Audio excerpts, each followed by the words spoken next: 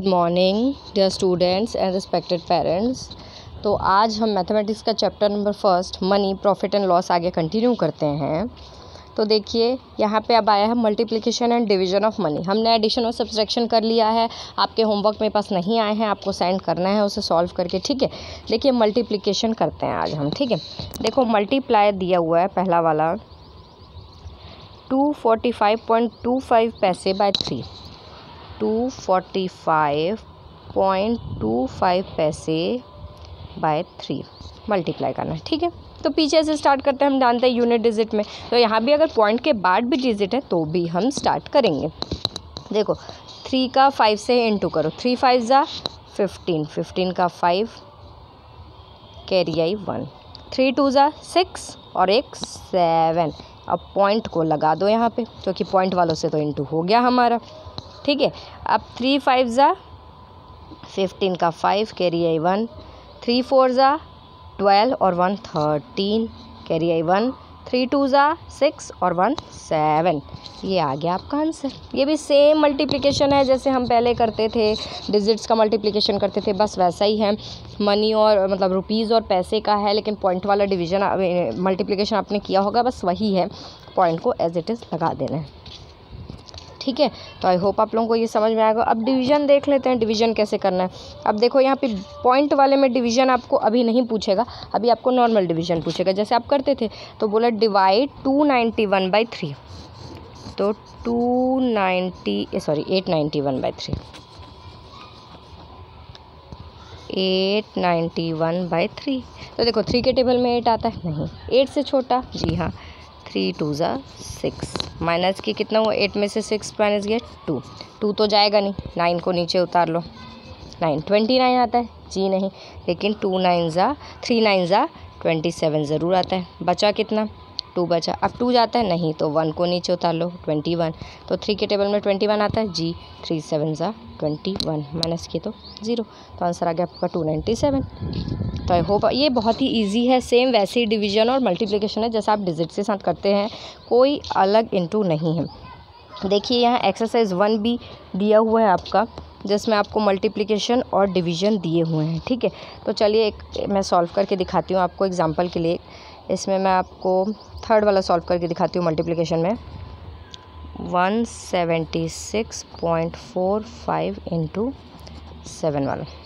चलिए 7 का इंटू करते हैं 5 से, 7 5 जा 35 का 5 कैरी आई 3, फिर 7 का 4 से इंटू करेंगे तो 7 4 जा 28, 29 30 31। अब तो आ गया 31। अब कैसे करें, यहाँ भी सेम प्रोसीजर होगा, 31 का 1 लिखे, ठीक है, कैरी 3 यहाँ चले गया। अब पॉइंट को एज इट इज़ उतार दो, ठीक है, पॉइंट को उतारना पड़ेगा आपको, भले कैरी जाएगा, ठीक है। फिर 7 6 जा 42, तो 43 44 45, 7 7 जा 49, 50 51 52 53, 5 1 जा 5 और 5 10, 1035.15 ये आपका आंसर है, ठीक है। अब सेम वैसे डिवाइड फाइंड द प्रोडक्ट बोला है, इसमें भी आपको मल्टीप्लिकेशन ही करना है, ठीक है। ऐसे ही आप लिखेंगे रुपीज़ और पैसे करके और मल्टीप्लिकेशन करेंगे। उसके बाद डिवीज़न देखिए, पहले तो डिवीज़न आपका नॉर्मल आ रहा था, अब यहाँ पे पॉइंट वाला डिवीज़न है। चलिए इसे भी करते हैं, मैं आपको डी वाला समझाती हूँ। देखो यहाँ पे क्या है, 230.70, ठीक है, डिवाइडेड बाय 6। अब पॉइंट वाले में कैसे हम डिवीज़न करेंगे, तो मेरे समझाने के तरीके से मैं 2 तरीके समझाऊंगी। पहले आप पॉइंट को भूल जाओ, बस डिजिट लिख दो, पूरा डिजिट लिख दो, ठीक है। चलिए अब डिवाइड करते हैं, पॉइंट अभी भूल जाओ। तो देखिए 6 के टेबल में 2 आता है, नहीं आता, ठीक है, तो हम 2 डिजिट को एक साथ लेंगे। 6 के टेबल में 23 आता है, जी नहीं आता, लेकिन 23 के आसपास, तो जी 6 3 जा 18, माइनस करिए तो कितना आ गया, 5 आ गया, ठीक है, 0 उतार लीजिए।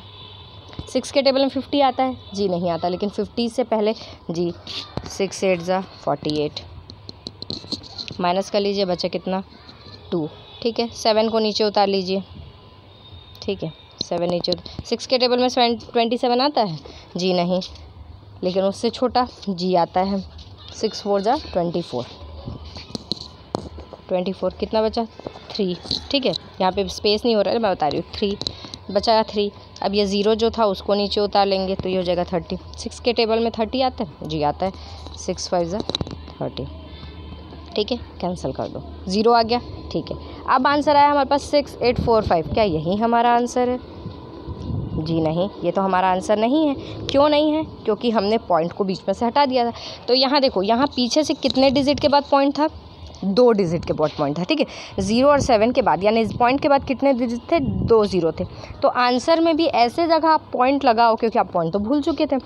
आंसर में भी ऐसे जगह पॉइंट लगाओ जिसके बाद 2 डिजिट हो। तो हम यहाँ पे लगा देंगे जिसके बाद 2 डिजिट हैं, 4 और 5, ठीक है। ये है आपका पॉइंट वाला, समझ। तो आप सबसे पहले जब डिवाइड करेंगे तो आप पॉइंट को भूल जाएंगे, आप उसको पूरा डिजिट मान के आप उसको डिवाइड करेंगे। जब आंसर आएगा तो आप देखेंगे कि क्वेश्चन में पॉइंट के बाद कितने डिजिट थे? 2 थे, 3 थे, 1 थे। आंसर में उतने ही बाद लगा देना ताकि पॉइंट के पीछे 1 डिजिट छूटे या 2 डिजिट छूटे, ठीक है। तो आई होप आप लोगों को ये समझ में आया होगा। अगर कोई डाउट होगा तो हम नेक्स्ट क्लास में डिस्कस करेंगे। Okay, thank you.